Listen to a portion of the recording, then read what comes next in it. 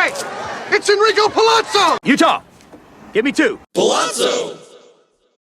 Utah, give me 2. Hey, I remembered to do it this time. Welcome, everyone, to our Palazzo podcast. We are in our series of Dynasty positional rankings, and we are going to talk today about the hot corner, third base. I'm with my man, Robbie Baseball. Robbie, how you doing tonight? I am excited to discuss this position that is perplexing to me. So I know it's going to be a good conversation because as a big Dynasty guy, I feel it's thin. And then when I actually stretch it out, I'm like, there's a lot of possibilities here. And because we're only doing the top 10 and then finding some names outside to discuss, I'm excited to hear your thoughts on it. This is an excellent position for many minds to come together and discuss. Yeah. So, yeah. I think you're spot on with that. You and I are kind of lined up to do one other position, and when I looked at the overall things, I said, to me, these are the two most interesting positions as far as draft strategy and lots of other things involved with them. So, of course, that's why I want to jump in, is because, there's going to be lots of fun conversation we can have, but more than likely that's not going to be near the top of our rankings. I think more than likely most people in their third base rankings, you're likely going to have the top probably 3 all the same in a Dynasty rankings format. After that, it starts to get a little more spread out, and some of that comes in with some of our discussion that we'll have here on who do you want to consider for that's third base eligible. Are you drafting for gotta win now and kind of F the future? Because that guy might not be playing that position anymore. Or are you really happy with an old steady vet that's going to do the job for you, but may not be as explosive as others? Because this position kind of seems to have a lot of those. So, Ben, how exactly did you set up your rankings, just so the listeners know where you're coming from? You're tipping your hat a little bit right now, but let's make the official, this is how Ben came to the rankings, and then I can follow with my own. Sounds good. My top 10. I mean, how did you set it up? How did I set up? Like, okay. You were just kind of saying, like, do you want this? Do you want that? So what did you base it on? Like, did you do Roto 5x5? Did you do trade value was a huge factor? Did you do age, as you kind of alluded to? The one thing that I did knock a little bit on this list for me is age. Simply because I think there's enough upside here. I was surprised as I set it up. I probably have a couple of guys that I don't see as long-term at the position, lower than most probably will in their rankings. But there's also a couple of guys that so far I've listened to 2 different Dynasty third base rankings prospects shows, or third base rankings. Don't mention them. Don't promote anything but us here. I never said that. I'm just saying. 2 Zs. It's good for your research, folks, to get multiple opinions. But I have a couple of guys, and in fact, I have one guy that I'm not even going to stinking mention that I know you've got on your list, and I've heard on almost everybody else's list. But some of that has to do with that positional thing, and that knocked guys down that I think in most places would be higher for me. I play mostly Roto and points, and so for me, that's where that comes in. I don't do head-to-head cats, and so that I'm not used to playing that format, and so trying to think about essentially 5x5 in a head-to-head, that's not my forte. But give me a guy who's not going to give me a ton of strikeouts and will give me 30 doubles, and boy, do I think that's a whole lot more sexy than the average head-to-head player. So excellent comment on that right there, and we always harp on it. It's great to have a shiny new toy, but they're not always producers. And as you also talked about with the positions, for myself, this is a great contrast. I am strictly thinking head-to-head formats for my rankings because only old men and boring people like Roto. Ben, I don't know which one you want to fall into, but pick your poison. I love points leagues, as I've mentioned before. So maybe the boring, no, the boring one. That's the one. Okay, sure. There, perfect. Obviously, I'm joking. Like all the formats are great for everybody. You know, draft and hold and all that. There's different strategy for these. So I was picking if I am a dynasty mind heading into my off season in an existing league. This is not a startup, as our Venezuelan reporter Britton alluded to in the catcher episode. I shouldn't say reporter. He's a scout. He's a scout. Yeah, there we go. Ideally based out of Venezuela, but for now he just watches tape of Venezuelan children. Ugh. Let me see. Boy. I don't think I'm not gonna bother to reword it, but I think you get what I'm saying. So anyway, I'm going into this. This is my off season. Who are the guys that I want the next, basically 4 years? I say 4 to 5, but so much can change within a prospect landscape. And I had the pleasure of going back through not just my 19 rankings, not my 20 rankings, not just my 21st, because every year when I was on Dinger's podcast, we did it every offseason. So I got to go back through and see what I had done because I saved the file. And my God, that list changed a lot at third base. And a lot of it has to do with the fact that there are players, as you mentioned, Ben, who move off the position.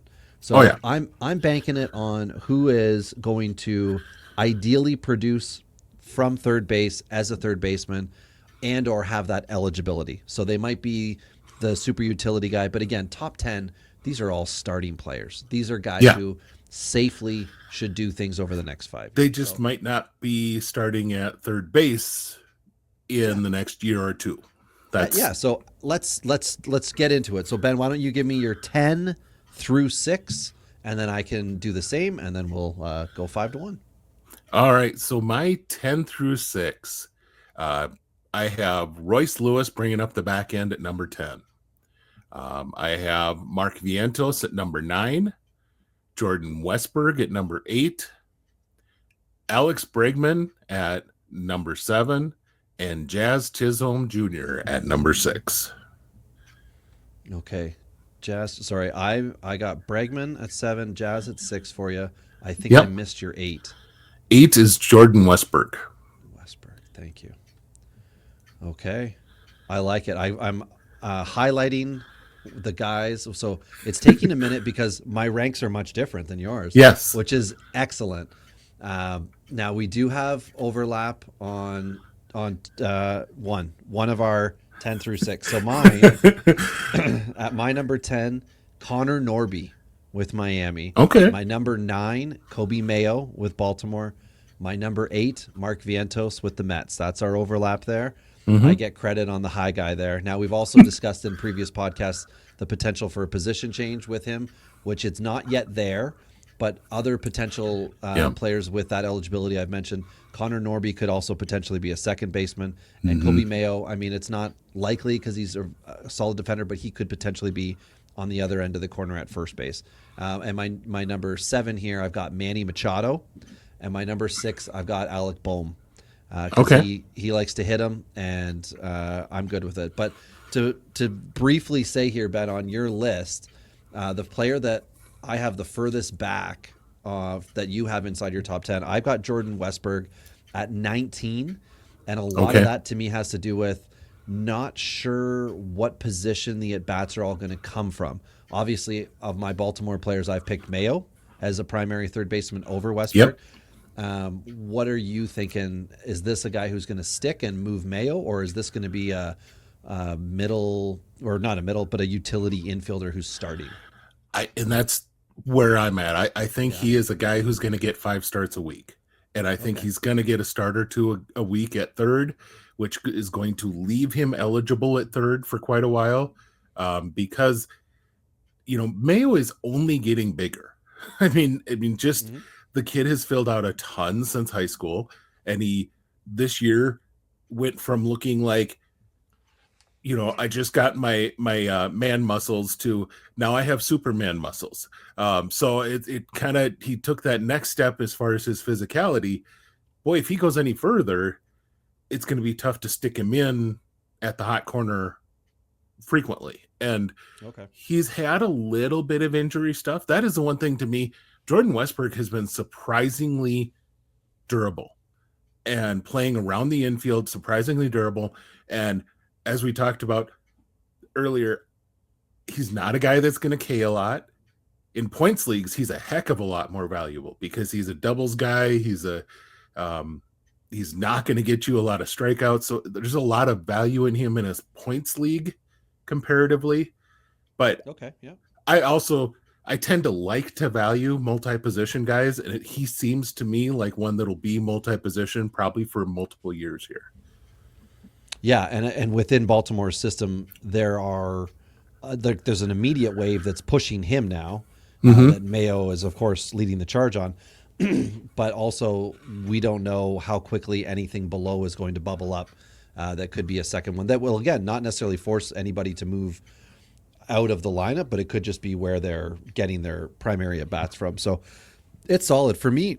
Like Norby at 10 is what I believe my most aggressive ranking on this list, and that's simply because very much like Vinny P when we were doing first base, I wasn't excited to put him there, but it was kind of how my math worked out. And then when I put into contention the fact that like this looks like a legitimate MLB player at either position. And Miami's clogged their infield. They've clogged their outfield. They've done other things. They've clogged their rotation recently. They've put a lot of talent in and around. And Norby was acquired to play and did post-trade. So I feel like that's going to continue to happen. And I like the potential. Like when I was looking at obviously you can look at the stats and be like, oh, well, so okay, now I can project the rest of his career. But you think about like what's going to be around him in Miami. I think there's enough that he'll be able to consistently be 140 plus run and RBI contributor combined, so 70-70 guy. And he's got the ability to hit for power. Obviously the park factors, but you go, half your games are away from where your home games are, and you never know who's on the mound when you're at home or on the road. There's variables. The skill set for Norby to me is what I'm interested in. And I put him at 10, and I kind of pushed him up a couple places up above when I was looking at who was in my pocket, because the 10 through, what is it for me? 10 through 15 is youth. None of my players are over 26 in that pocket. And I guess that extends all the way up to 8 with Vientos, who's 24 years old. So, and I think Vientos is just great. And if he moves off to first base because something with Alonso doesn't happen with the Mets or whatever, that's okay. Right now, he's a pretty safe bet for 25 home runs. If he's not too far back in the lineup, I think his average could be able to maintain at 270 because they might want to move past him to somebody else in the lineup. That could be a thing. And also, what I didn't mention was Norby looks like he's a top of the lineup guy with Miami, which is an excellent addition for him in at bats. Honestly, that surprises me from him as a prospect. I know Mike VA was really upset to see Norby go. He's always been a very big Norby advocate. And the thing that surprised me is that he suddenly was plopped pretty high in the order. I always thought he was more of an excellent 6-7 hole hitter, that type of guy who, he's a 50 walks, 120 strikeouts. So not monster strikeouts, but that type of a guy, but with some legit, if I get a fastball, I can really do some damage on it sort of guy, and enough contact. He's not going to be hurting you, but certainly not a high on base sort of guy, which, like I said, but with Miami, I'm not really sure what their other options are for getting on base other than him. So perhaps that's a big part of it too. But you are right here in his 170 at bats or plate appearances. 180 plate appearances. He got 141 of them in the first or second spot of the order last year.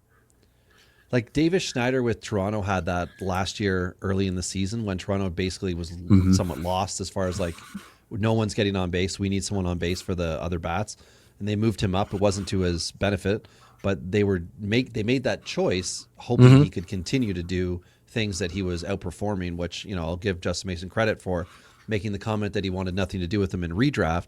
But for those of us in Dynasty who were able to pick up a value share of him because he was waiver wire fodder in 23, him coming out and getting that opportunity was excellent. He didn't run with it. Now, if Norby does, he's a whole new dynamic guy who could see 100 more at bats. Which makes him great.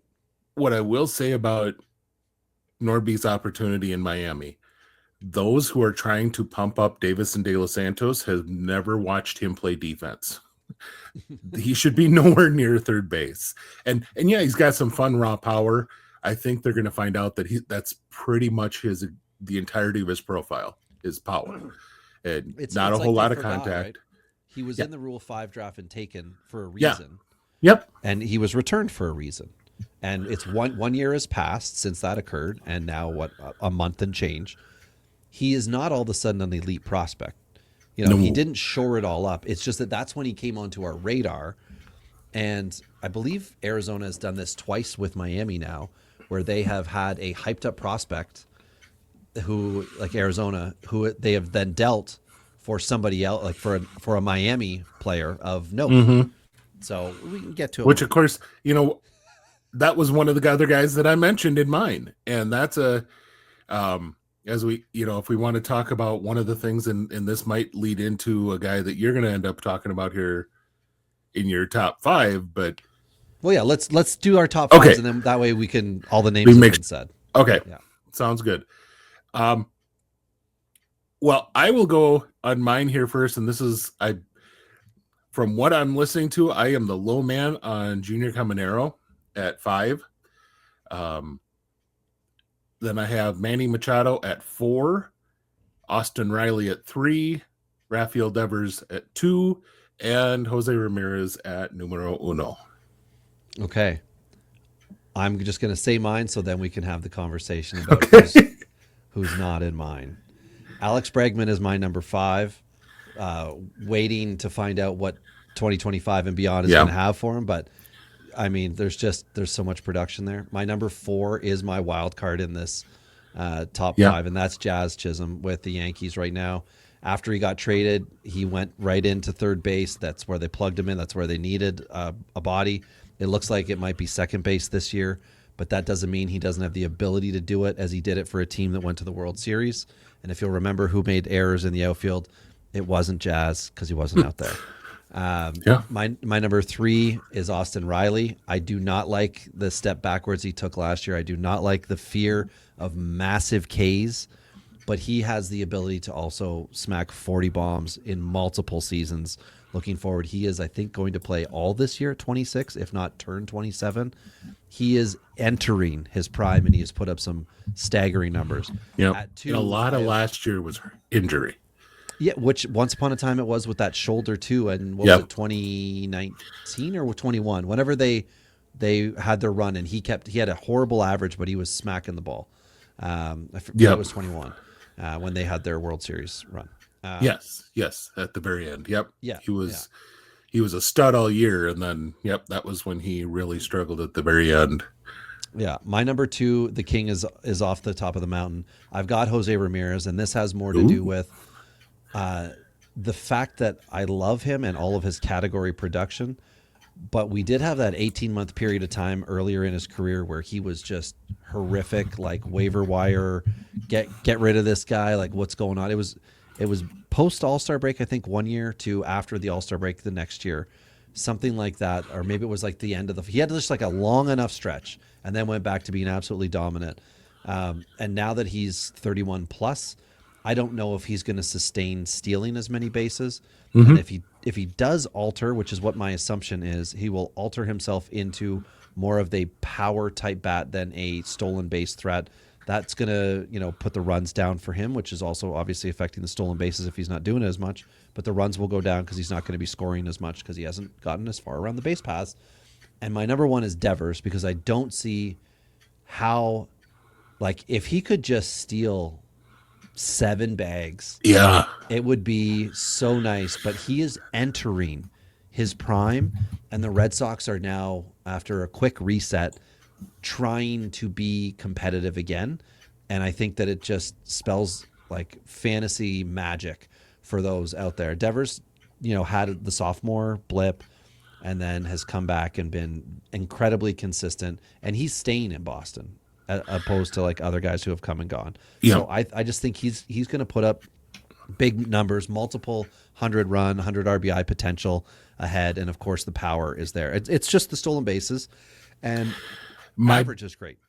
My big thing with him, and where I struggled, to me, and again, I bring in some points league things, and Jose Ramirez in a points league is a god because he's a 40 double type of guy.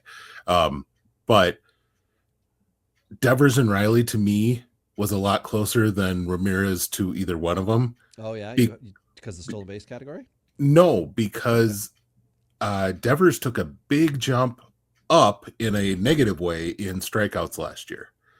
And that really caught my eye just because there's been a little bit of rumor floating around that the Red Sox regret that they didn't hold on to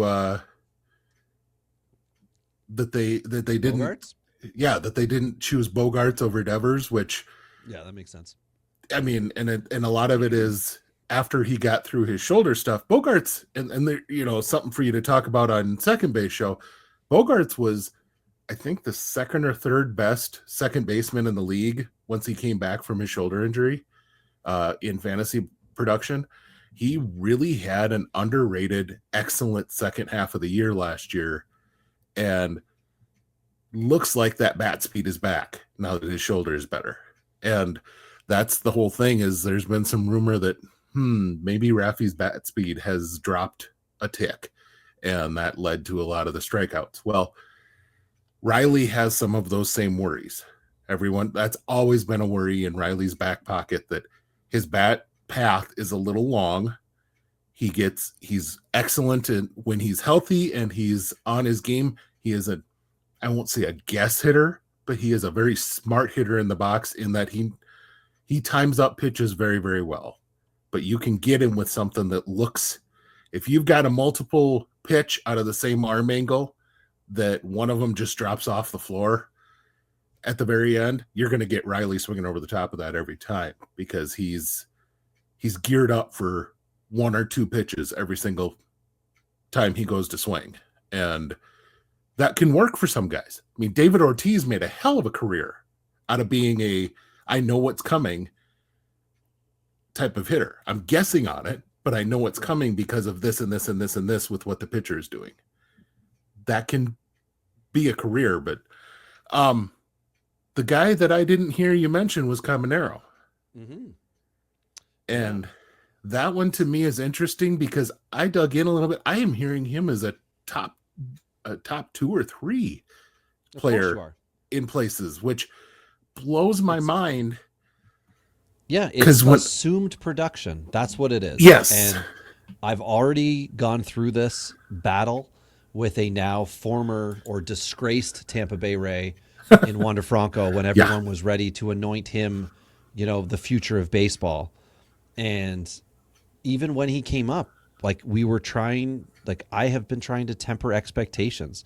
This is not going to be Juan Soto. This is not an immediate game-changing, go sign the 15-year contract guy. And then when Wander Franco got it, I was like, this is not ideal in my estimation. Of course he's good. At no point did I ever think Junior Caminero has a ton of talent.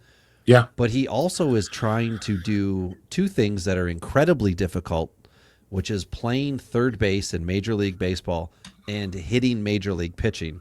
And I don't think it's fair to think for Dynasty ranks that this guy is going to be able to leapfrog every other prospect and just produce for 5 years without having peaks and valleys, let alone take over the production levels of 8-year plus vets and guys who have just been consistently getting it done.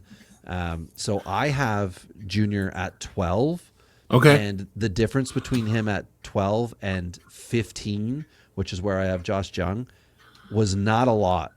Yeah. Because I think it's lineup related. It's the Tampa Bay's lack of success with this type of player. Yandy Diaz is somebody who constantly got moved around year to year. He didn't have a set spot. They did it with Josh Lowe as well. They've moved players, and I don't trust that that's what's best for young guys. I think it's getting them in the lineup is important, of course, but also allowing them to, if they're going to be a third baseman, be a third baseman. I've talked about Edwin Encarnacion's struggles going to the plate with him in previous podcasts, so you get the idea that it can be a mental game. I think there's just a lot when he's the youngest guy on the list, but to me, he's just not ready for that yet, and I don't want to be giving that to any of the listeners out there that like, oh yeah, go ahead, plug him in. Like, you're ready to win a championship? Well, that's your guy. The top of my list is like guys who get it done, and then as we go back further, it's guys who get it done and can get even better, or guys who I think are about to be in everyday roles, and obviously I believe they're going to be run producers, or not run producers, but fantasy production guys. So and Junior's just a step back to me. Here's a name for you, Robbie, and I want to hear what you have to say about this name when I bring it up, and it may cause you some cursing as you are a Toronto guy. Tony Batista. Yeah. And when I plugged a bunch of things in, I to try and determine where I projected Caminero to be, and looked at third basemen who have done similar things, and Tony Batista popped up big on that list. And you start to look, and I'm like, that isn't such a terrible line that he could potentially have. But if you remember, Tony Batista had about a 3-year run where he was a decent, an elite player. He's had, I was going to say a 40 home run. I'm looking right now. He had 41 with Toronto in 2000. Yeah, that was a weird lineup for Toronto. Toronto used to have like really good teams, but the Yankees and Red Sox just kept buying like all-stars. I mean, not that they don't still do that, but Batista had he finished out the 99 season with a huge run for Toronto. Yeah, the year he arrived, you're right. Yeah. And then he followed that up with a big homer year. And then he kind of settled into what he was, which was a 230 to 250 hitter with very low OBP and 25-30 home run power, which if you told me that Caminero is going to be a 300 to 310 OBP guy with 25 home run power, that's what it looks like. I mean, it's that. I just like thought, 70-ish runs, always around 100 RBIs. That's a hell of a player. It's a very good player, but it's with that kind of production, you're always looking for the next. And if you look, he went from Toronto, then he was in Baltimore for a while, but then Montreal, Minnesota, Washington. He couldn't stay anywhere. The guy had 10 years, 11 years in the league and played for 6 teams.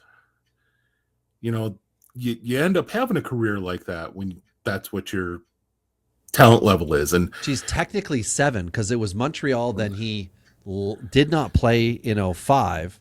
Oh yeah, because they count.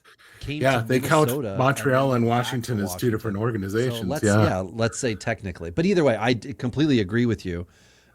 He really had his peak years like 98 through 01, I guess. No, 02 was good too.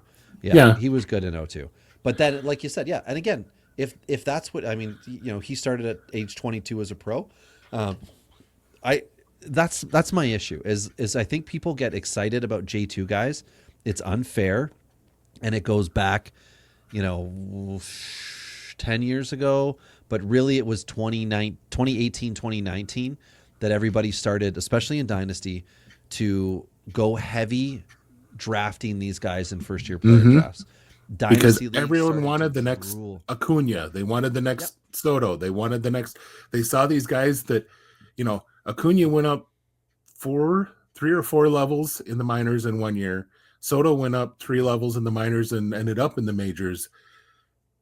They assume that guys are just going to do that, and that's not normal. I mean, there's a reason. I mean, a guy like, we talk about Jackson Chourio because he made that kind of a jump. That's not normal. It catches your eye because it's not normal for a guy to do that. But really, if you think about it, since Acuna and Soto did it, has anyone other than Chourio had that kind of a leap forward? I guess Ellie De La Cruz had one like that. Right, but we're one hand for dating back to what, 2018? Yeah, and that's that's sustained, and we don't know what the sustained level will be for Chourio. We're about to hit a sophomore season, and we'll see what's up with that. And but that, again, that's what it is. So we do have, of course, Ben, some follow-up questions, and because these shows are not live, you are still welcome to pop comments in that we will see. So Sync3131, I'm looking at you. Go ahead, keyboard warrior. Tell us how we have wronged your opinion. And I mean, type in your rank in your top 10 in the comments down below. I'm happy to read it. I can, make an aggregate of kind of like what our listeners are ranking everybody, and we can have some fun with it. Of course, you can join us in our Discord to do the same thing. But I mean, the YouTube comments, we're trying our best to get up to 1,000. But Ben, as these listeners here are going to let us know, and these viewers, we should regret picks. Do you have anyone that when you look at it, you figured out through your method, I figured out my list through mine. Is there a guy who you're like, yeah, I don't like that he's there, whether it's on your top 10 or off, or way back that you were like, I don't know how he ended up there? My regret really is Manny Machado, just because I highly valued consistency there. And Manny, above anything, has been kind of who he is for a while. But there was a lot higher upside that I think if you want to price him, there are still people who believe that 2019, 2020 is coming around again. And he's not that guy anymore. He's just not the same type of player. He's a really consistent, high average, 20 home run, 30 double. He'll get you double-digit steals sort of guy. And that's a really valuable piece to have because it fills all the boxes and doesn't hurt you in any of them. But it also doesn't really help you in any of them either. And so that's, I guess for me, it's more a regret of there isn't somebody who made me want to push him down as much as there is that he's in that spot, because this is, to me, this is a position where after the top 3, you really should be looking at what you should be planning out the rest of your team and fitting a third baseman to it. Yeah, that's fair. Two of my teams are in that exact position right now. One's a points league where I've got Mayo penciled in, and he can go back into my minors in that particular league. If I can't find through free agency a starting third baseman for opening day, with the plan, of course, that Mayo's the long-term fit. But plans always change. Maybe an excellent offer will come through. Somebody did try to trade 1 year of Jazz Chisholm for my 5 years of Mayo and 4 years of Spencer Horwitz. And I had to say, like, that is just such an egregious ask. Now, this is a guy who has won the 30-team league before, and some people do it through these types of offers where they make their big play, and then they say, well, I would do it for maybe like Mayo and something that's lesser. But of course, he's looking to fill 2 starting positions in the long term, and I'm not willing I'm not in a win now in that particular league. I'm in a always be competitive and then decide what I'm doing by the trade deadline. But in the other league, I am in win now mode, and we're currently in our free agency, which is auction bidding, slow auction. And the third base line is somewhat thin. I have Jmar Candelario that I can move from first to third, and of course he's very streaky. But my other alternative is I either go and get a locked and loaded first baseman for at least 3 years, because Bryce Eldridge is my prospect at third, and Mayo is my prospect at third. Sorry, and Eldridge is my prospect at first. But I need MLBers to fill in, and those corners in those big leagues, they get very tough to fill. Oh, very, very thin, very fast.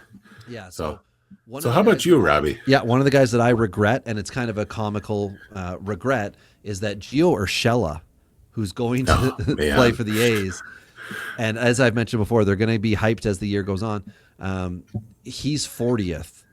At 33 years old, he's way back. So basically, for me, I do not want to start any of the players that are ranked 31st and later, just because I'm not sold on, even a 2-year window of starting for them.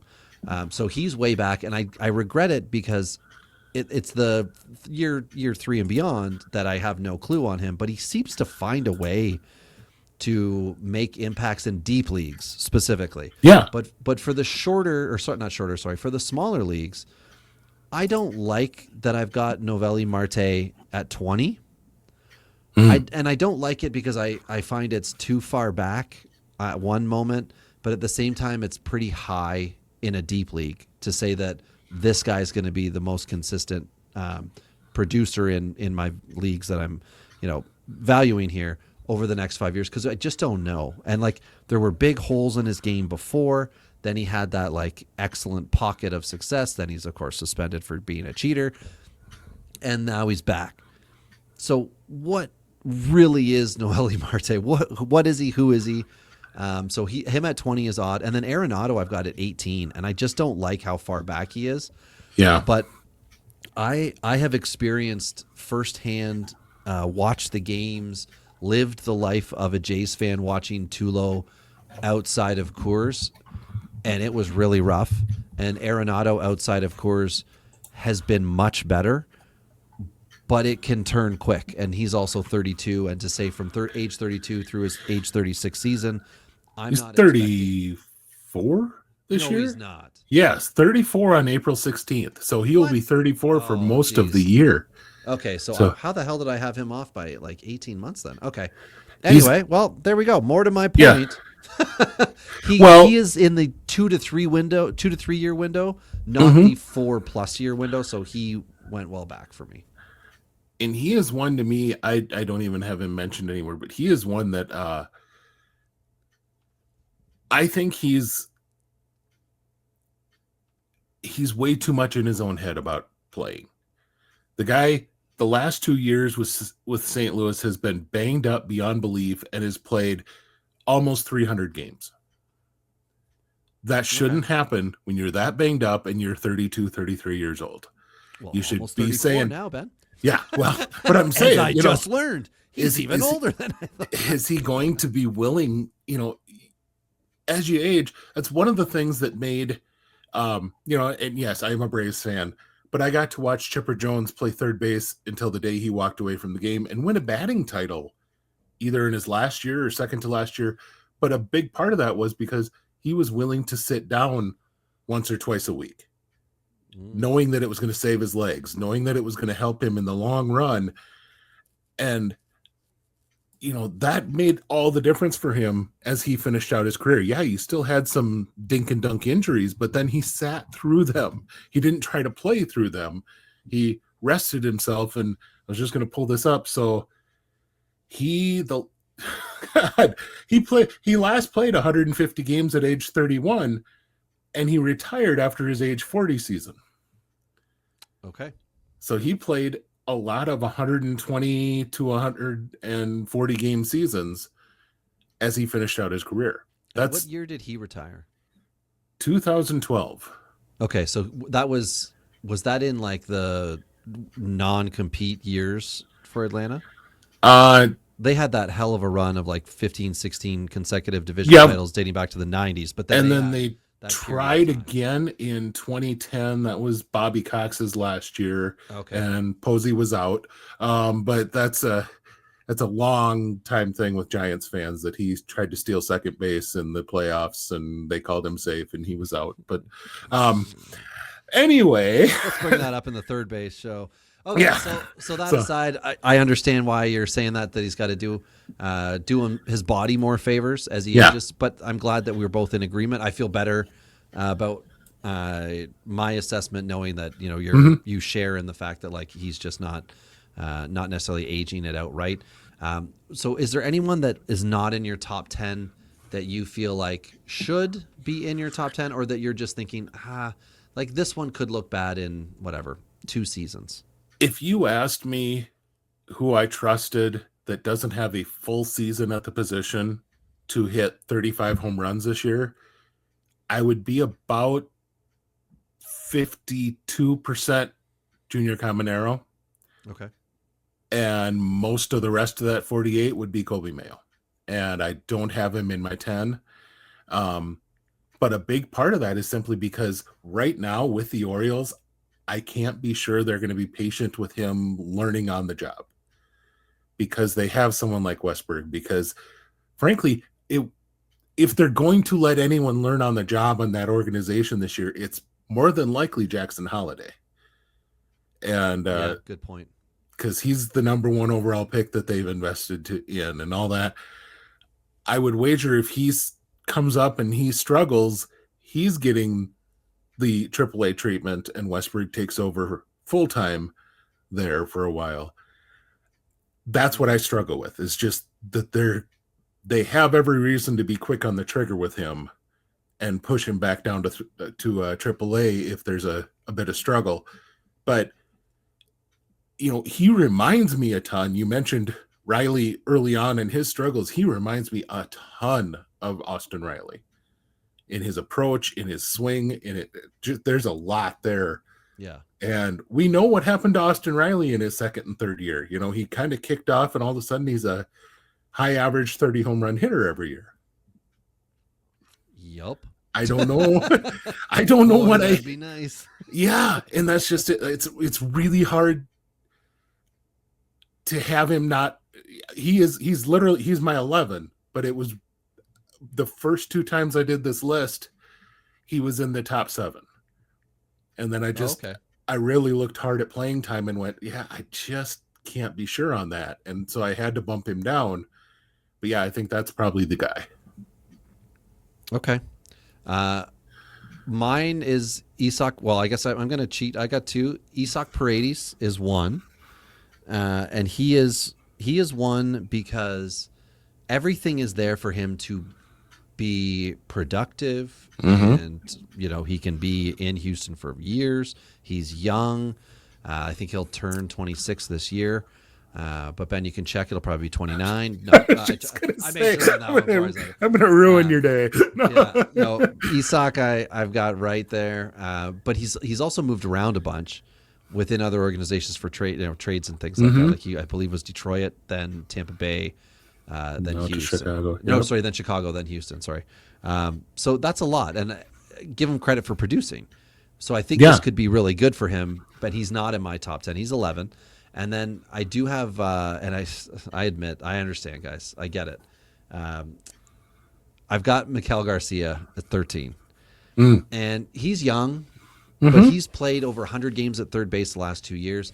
And he is the only the second player in my top 30 that's a legitimate 30-plus stolen base threat. And the other one is Jose Ramirez, who was, for a long time, without competition, the best third baseman in Dynasty. Yeah. He has no power. This is Garcia, no power. And he could potentially be a second base shuffle over guy. But there's just so much to the potential that I can't look away from. And it depends, kind of like a Nick Magical situation. If things had worked out better with him at the top of the lineup to just slap the ball, could the runs have went up big time? And with Garcia, what's KC going to do with him? Are they going to, move him way back to help to turn the lineup over and, extend innings? Or he's going to, with 2 outs, he'll be the guy who's batting 8-9, who will then be asked to steal bags to try to increase the opportunity for, a single to drive in a run. Like all the baseball minutia that I'm really interested in with stolen base guys comes into play with where he will be within KC's lineup. And it's hard to tell because KC's got a lot of inning enders that'll be in that meat 4-6, and it could push back to 4-7 depending on exactly what they want to do. So I don't know that he's popping up high in that lineup, but he could. And he could be someone that in 3 years I'm wishing I would have got that one dynasty share of.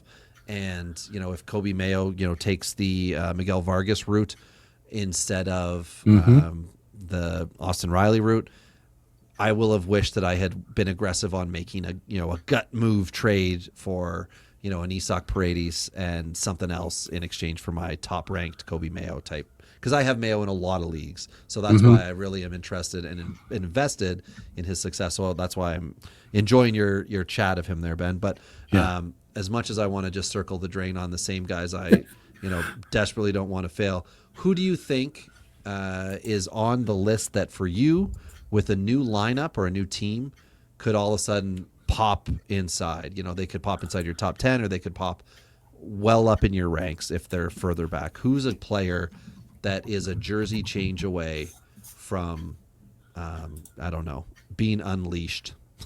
So this is a guy who was on your list, and I consistently think his ballpark might get in his own head, and that is Alec Boehm.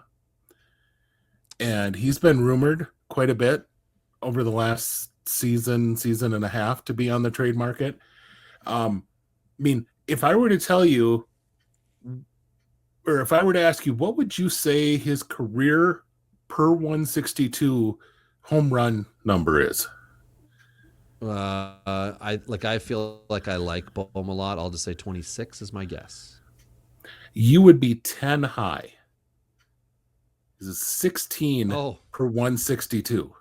16 home runs per 162. What? His max home runs was 20 in 2023. And then he hit 15 last year, 13 the year before. Now, 44 doubles last year. That's nice. And he's in a lineup to where he gets 97 RBI. Is lovely. Yeah. And he's a producer, but he's a producer on the Phillies right now. That's his. Yeah. And his runs were way down last year too, right? Yeah. His runs were 62. I'm looking at, He was kind of at the back end of their strong players. So the Phillies have the ultimate in stars and scrubs lineup.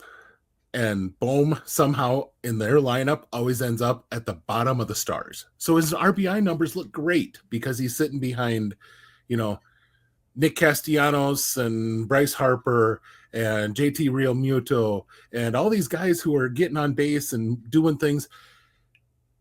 And then you look at his runs, and it's because he's got guys like freaking Johan Rojas hitting behind him and Bryson Stott, who, for all he is in some ways, he ain't a run producer. That's for darn sure. Right. And so Boehm does not get around and score very often. There are a lot of people in Atlanta who think he still hasn't scored from a couple years ago, but that's a whole nother discussion that we can have. hey, I wanted to bring that. You gotta let me bring in my Braves fans. Damn right. Like you said, I'd like to do third base for reasons other than the players, because you've lit in about Joey Bart. You're just going back into Braves lore here. But it is, in all seriousness, though, I think Boehm, and he is the guy who very famously said, "I hate this MF in place." Yes. A couple years ago. And so anytime he struggles a little bit, the fans let him know it. And I kind of wonder if he isn't a guy who, if he got into a new spot, would really take off. Yeah. Okay. That sounds quite fair to me. You get that guy in, name your lineup, and it could be a good thing. And who used to win this award? I think it was 2 years in a row that I would say, Miguel Vargas needs a new home, right? Poor guy. When he was the second base guy, it was he's locked, blah, blah, blah. Yeah, I don't feel that way anymore. No. Because he's there. He's with the White Sox. He's way back in my rankings at 31, which means I don't want to start him. But he is the first guy in the I don't want to start him pile for me. Because I don't know where that lineup's going to be as far as runs go. But if I'm getting into, who could use a better lineup to maybe be better for me, it's Ryan McMahon with Colorado, which the park is obviously not the factor. It's the lineup, because I don't know what Colorado's legitimately going to do. Nolan Jones was a major disappointment last year. Oh gosh, obviously he was not healthy when he came back. I'm aware that he came back. I know that like Mike VA was building him up in the offseason, and then at some point in time admitted he actually ended up with no shares of him, which I thought was hilarious, because in Dynasty I had enough of Nolan Jones that I felt I was over invested in him. And it was shortly after I made a trade that I remember Mike had mentioned it on a podcast that he didn't actually end up getting him. And I understand why. It wasn't like he did anything wrong in not getting him, but loving him. Like, you can love guys you never get to roster. I've got 50 of them at all times. They're left-handed prospect pitchers. That are 6'6". You know? Yeah, exactly. But like, Jones was supposed to be the meat of that lineup last year, and of course, Chris Bryant was supposed to be healthy last year, and that did not happen. So Tovar didn't get to take that massive step forward. Brett Doyle leading off the lineup, like, it didn't come together. And then Michael Toglia, low average, but ended up getting production for Colorado as the year went on. Well, put him with Phillies. Put McMahon with Phillies. Put McMahon in Toronto, where there's supposed to be guys who were underachieving, right? Like, there's another spot, and he's a lefty bat, which in Toronto would be excellent for that lineup. That might be a guy that with a change, all of a sudden he would be more legitimate, and he's a wily vet at this point. He's 30 years old. I like him as a new lineup. That's a good one. Player. Thank you, Ben. Thank you. Ben, this is where, we like to lick our chops. What is the prospect, or who is the prospect that you wish you had ever? We've discussed some high-end guys. Is it a high-end guy, or are you looking at maybe an unsung type player? Well, I have a high-end guy, and then I also... Oh, perfect. More names. Do it. We can get into a different, another level here. But we'll start off with Matt Shaw, and a lot of that is opportunity. But I think this is a guy who's going to be really good in a lot of things, not great in anything. And one of those guys, he's going to hit 280. He's going to get you 15. He's going to get you 15, and he's going to get you, 140 combined runs and RBI. Again, a not hurt you anywhere sort of guy, but really nothing that pushes you over the edge. Basically what Manny Machado has been giving you the last few years. That's what Matt Shaw probably projects in his, I don't want to say best case scenario, but in his most likely scenario to be that kind of a guy. But right now, the Cubs are still looking at potential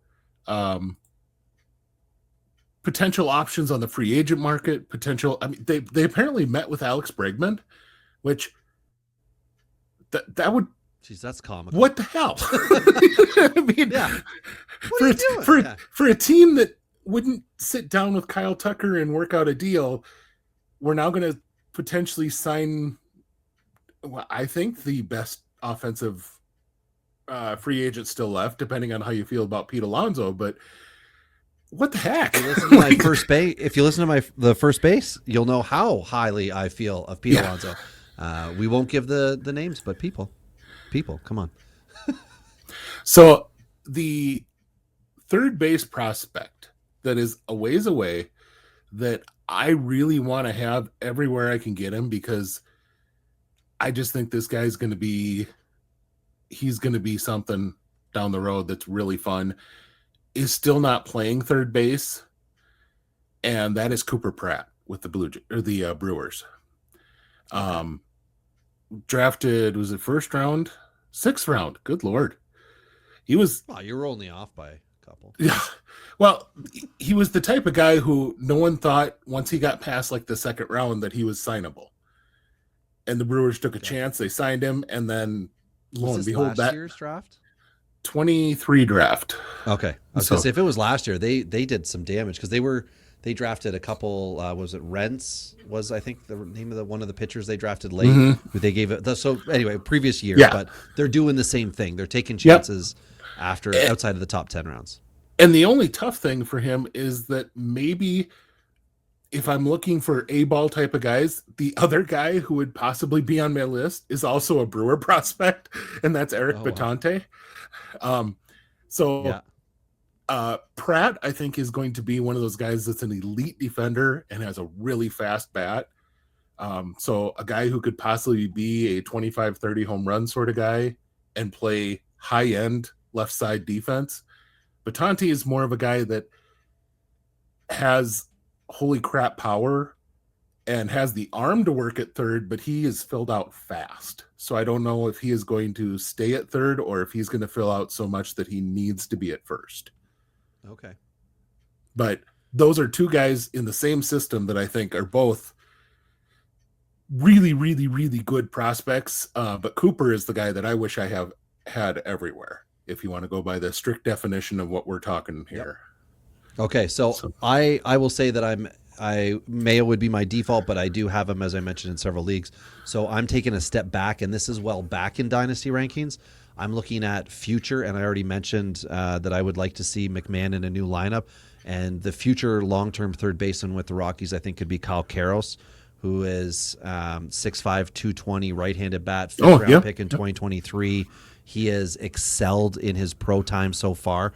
12% rostered on Fantrax, which I was just double-checking for everybody out there. So depending on your league depth, this is his offseason to get picked up, as it was last season that he was skipped in most of your big drafts. So this is the first, offseason you got that opportunity. There is no one in his way organizationally, so it is a clear path. But Colorado prospects, through excellent parks for hitters, get stat lines that can be deceiving. So there's work to be done on his true value. But at the moment, this is a guy like, at least as far as hyping a prospect goes for that value, which we all know you can then flip for a third-year guy who may have had a sophomore slump and you could be looking to get back into. That's my guy for that. Ben, Govier is so strict on how long these ones take. Just kidding. Love you, Govier. So we're going to go quick on the last two we've got here. Yep. Give me an old guy you think has a season, maybe two left, but not worthy of top rankings in Dynasty. I more went with a guy who has a season or two of starting caliber play left, and that's, I think, Matt Chapman, who really improved his strikeout rate, but bat definitely slowed last year. And so I think that he's going to be able to cover it up by being more selective with his pitches for a couple more years. And if that trend continues with the bat, then we'll see. I mean, that's unfortunately really fun guy on defense, but I think the bat, it's a 25 home run bat if you're willing to take the batting average hit, but if it slows down and the potential further for 200 strikeouts, if your league has that, setting as a negative stat. I regretfully have him at 16. I don't really like it that high, but it's kind of where it worked out from a production standpoint, because I have so many young players on either side that he is the old man with Arenado in my teens. But I already kind of mentioned Gio Urshela as somebody who I think has the ability to have one and potentially 2 good years left. And that's for fantasy contribution for the bulk of your season. So, and you added this one, Ben. I love this question. We'll have to put this with the rest of the Dynasty ones. Give me your guy that you would want if he could only stay healthy. Well, this is provided the fact that I have Lewis at 10, and he to me is an easy top default. 5. He's an easy top 5 guy if he's healthy. If he could give you 130 games, he's easily a top 5 guy. But the guy I'm putting here is the other default at this position, and that's Josh Young, who I think is going to allow for some Jake Berger stats at third base for a year or two, just because he's going to miss enough time that Berger will likely get some time at third base. But when he's been on the field, Josh Young has really been a productive player. And it's just unfortunate. You want to see him have that full run and get a chance to play just 130, 140 games would be really nice one time. Because, I was just pulling it up here. His per 162 in his career, 29 home runs. Now, a lot of strikeouts, but 29 home runs, 28 doubles. Yeah, you'll take that all day long. That's 170 runs an RBI guy too. Over 162. It's just he needs to be on the dang field. Yeah, so my guy is just depressing for everybody in fantasy because it has been 20, 21, 22, 23, 24, 5 years since we have seen what this guy can do. And since then, his attitude and being a good teammate has also been down the toilet. I know, Ben. It is Anthony Rendon. Yeah. He's old, he's grumpy, and he is not helping. The OBP was good in a 148 stint in 23, which I got to say made me kind of interested in the potential for something. But it has been since 2019 that we have seen elite, and that was, of course, Washington's I almost said Stanley Cup season, which is amazing. Their World Series season. He did play a full season in 2020. I mean, 52 games in 2020 was a full season, and he was elite. I did make that error. Yeah, I did make that error. You're right. I forgot. 150 OPS plus games out of 60. Yeah, but that's the third highest number of. I was just gonna say he hasn't broken 60 since. Like, holy crap!